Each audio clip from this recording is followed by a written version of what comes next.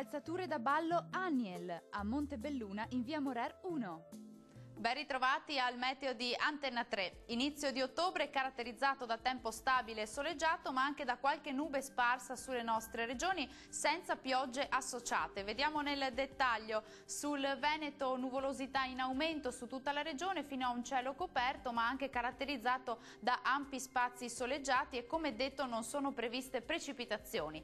Temperature massime che saranno comprese tra 15 e 19 gradi, minime a 9-13 gradi.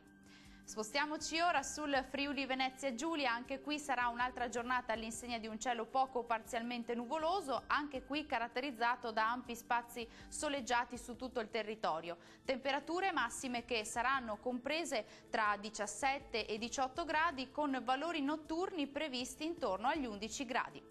Raggiungiamo anche il territorio del Trentino Alto Adige. Prevale anche qui un cielo soleggiato con una nuvolosità parziale su gran parte della regione, ma non sono attese precipitazioni degne di nota. Diamo uno sguardo alle temperature. Le massime saranno comprese tra 17 e 18 gradi, con valori notturni previsti intorno ai 7-9 gradi circa.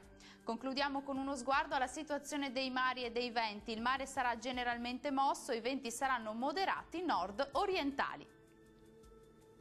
Dal meteo anche per oggi è tutto, grazie per l'attenzione e arrivederci al prossimo aggiornamento.